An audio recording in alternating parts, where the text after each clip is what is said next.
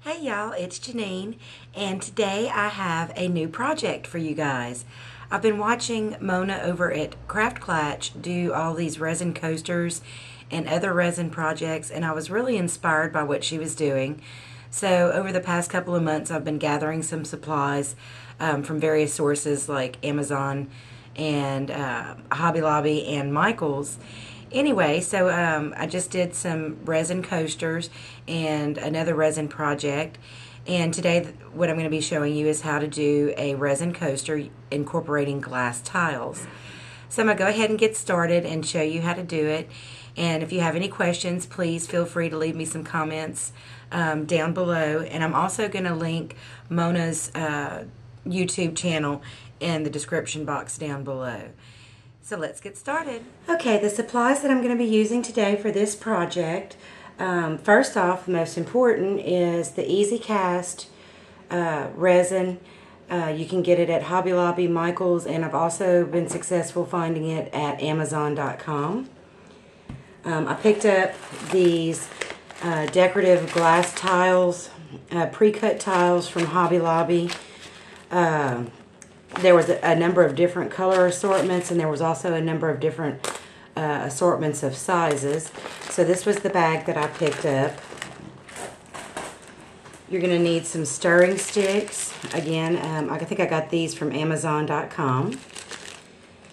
And you're going to need a couple of little measuring cups for measuring out your epoxy, because it's a two-part process. And you're going to need a disposable cup to mix your epoxy in. So the instructions call for using 2 equal parts of the hardener and the resin, and then you stir it for 2 minutes. They do recommend transferring it to a second cup and stirring for 2 more minutes. I don't do that, and I've had success with my resin setting up and not having any problems. But keep that in mind, that is what the directions for the epoxy call for. So I'm going to go ahead and mix up my resin.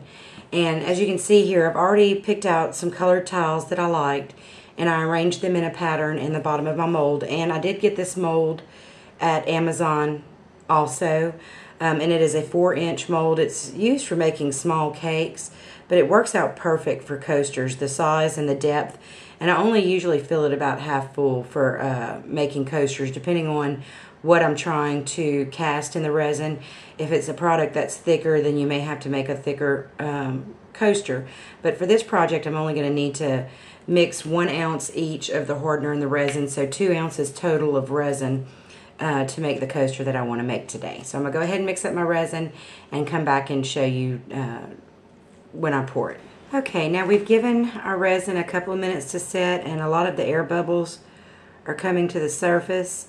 But there are still quite a bit more, so I'm going to let it set for just a couple of more minutes. We can't let it set too long or it'll start getting too thick to pour. But we're going to let it set for just a couple more minutes and let some of those air bubbles continue to escape. Okay, now we've given this a couple of more minutes. So now I'm going to go ahead and pour it into my mold.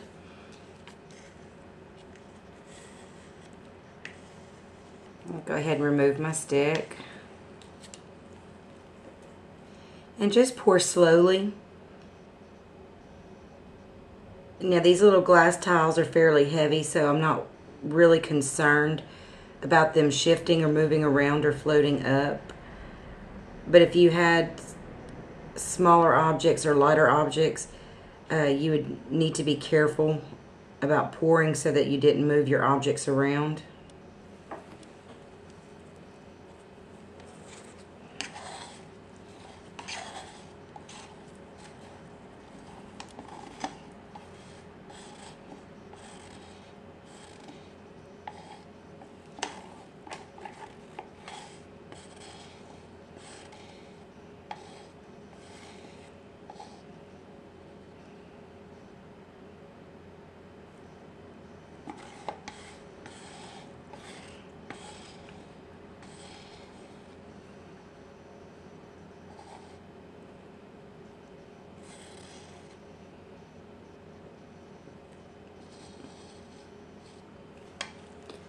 Okay, and we do still have quite a few air bubbles, but we're just going to let this set for a couple of minutes. and let the air bubbles continue to rise to the top. And then I'm going to take a lighter and just run the flame over the surface of the resin, and that will help release any bubbles that have floated to the top.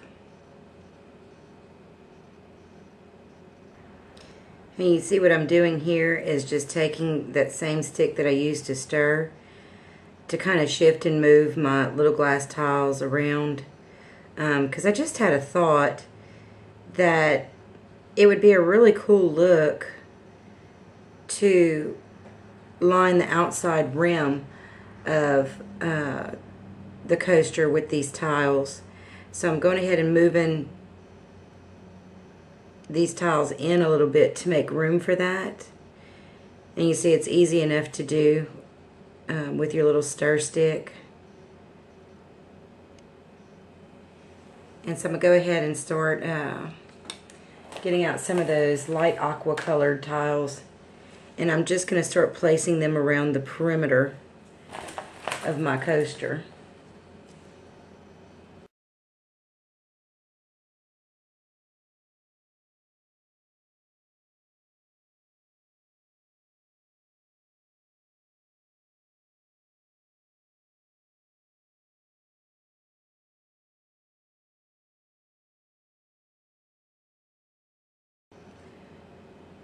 And it's okay if the resin is not completely covering these glass tiles. Glass tiles are, you know, unlike a food product or a biodegradable product, they're not going to go bad on you. So it's okay if they stick out a little bit, and actually I think it'll add some visual interest to the project for them to not be completely embedded in the resin. Okay, well, my lighter conked out on me, so the only other way really to effectively remove these bubbles is to use a straw and blow through it at the surface of the resin. So I'm going to give that a try. This will actually be the first time I'm trying that. And the only straw I could find was like this wacky straw. So we're going to see how this works.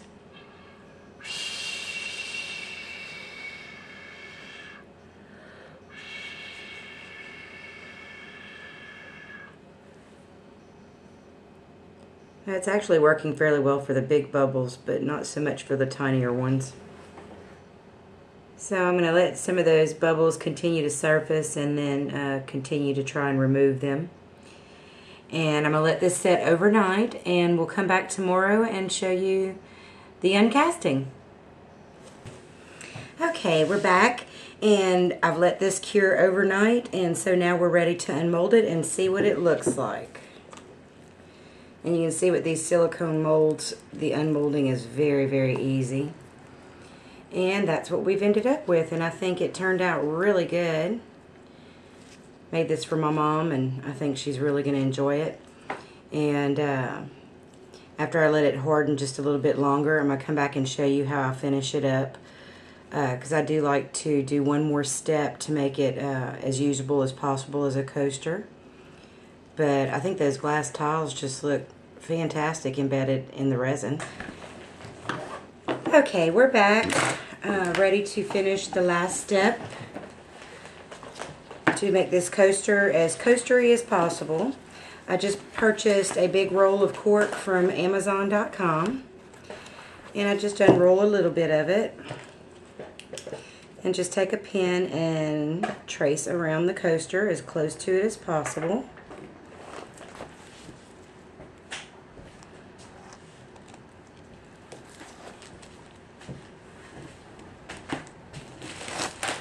And then I just take a pair of scissors.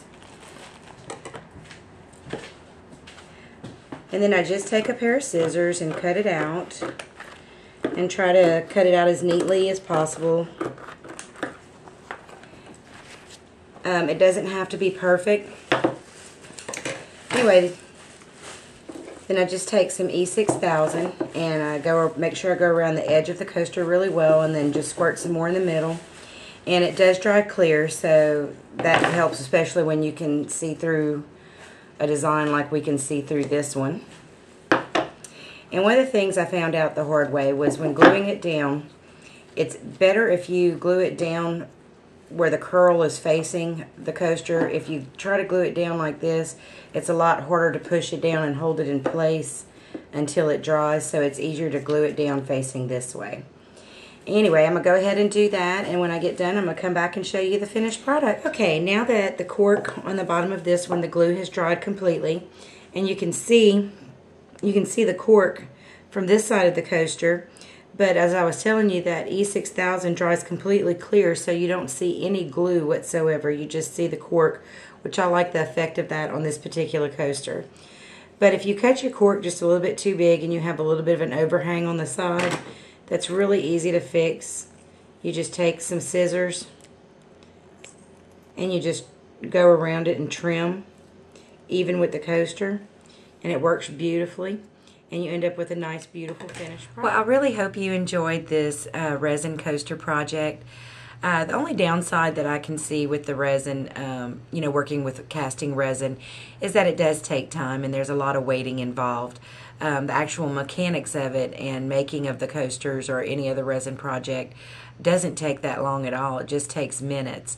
And waiting is the hardest part, to be able to uncast your project and see the finished product. But anyway, I really enjoyed making this video for you, and if you have any questions, please leave them in the comments down below, and let me know if there are any other type of projects you would like to see me do. Thanks so much for watching. Y'all have a great day.